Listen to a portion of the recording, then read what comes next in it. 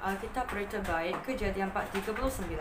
Yusuf telah dibawa ke Mesir oleh orang Ismail, lalu dijual kepada Potifar, seorang pegawai raja yang menjadi ketua pengawal istana.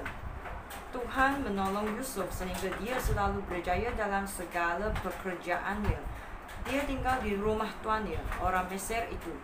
Tuannya melihat bahawa Tuhan menolong Yusuf dan memberi dia kejayaan dalam segala yang dilakukannya. Potifar suka kepada Yusuf dan melantik dia sebagai pelayan peribadinya. Lalu Potifar memberikan tugas kepada Yusuf untuk mengurus rumah tangganya dan segala kepunyaannya. Sejak itu, demi Yusuf, Tuhan memberkati rumah tangga orang Mesir itu dan segala sesuatu yang dimilikinya, baik yang di rumah maupun yang di ladang. Segala sesuatu yang dimiliki Potifar dipercayakannya kepada Yusuf. Dengan demikian, Potifar sama sekali tidak risau tentang urusan rumahnya kecuali makanannya. Yusuf berbadan segak dan kacak. Beberapa lama kemudian, isteri Potifar mula berahi terhadap Yusuf. Lalu dia mengajak pemuda itu tidur bersama dengan dia. Yusuf tidak mahu dan berkata kepadanya, "Maaf, Tuan Potifar sudah mempercayakan segala miliknya kepada saya. Dia tidak perlu memikirkan apa-apa lagi di rumah ini. Kuasa saya sama besar dengan kuasanya di dalam rumah ini. Tiada sesuatu pun yang tidak dipercayakannya kepada saya, kecuali Puan. Bagaimana mungkin saya melakukan perbuatan sejahat itu dan berdosa terhadap Allah?" Meskipun isteri Potifar membujuk Yusuf setiap hari, pemuda itu tetap tidak mahu tidur bersama dengan dia.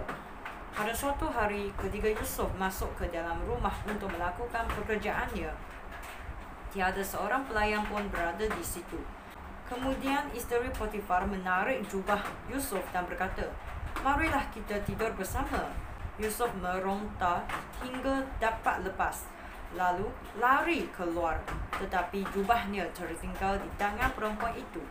Apabila isteri Potifar sedar bahawa Yusuf sudah lari dan jubahnya tertinggal, dia memanggil pelayan-pelayannya dan berkata, "Lihatlah, orang Ibrani yang dibawa suamiku ke rumah ini menghina kita. Dia masuk ke dalam bilikku dan cuba merogol aku, tetapi aku menjerit. Apabila dia mendengar jeritanku, dia lari keluar, tetapi jubahnya tertinggal." Isteri Potifar menyimpan jubah itu sehingga suaminya pulang.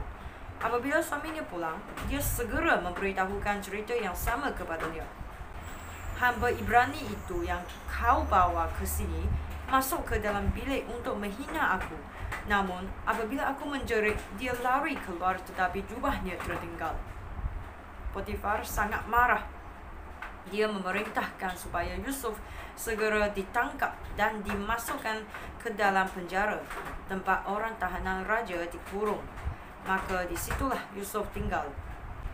Tetapi Tuhan menolong Yusuf dan tetap mengasihinya, sehingga ketua penjara suka kepadanya. Dia mempercayakan orang tahanan yang lain kepada Yusuf.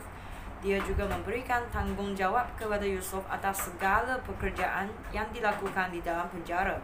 Ketua penjara itu tidak lagi mengawasi segala yang dipercayakannya kepada Yusuf kerana Tuhan menyertai Yusuf sehingga dia berjaya dalam semua pekerjaannya.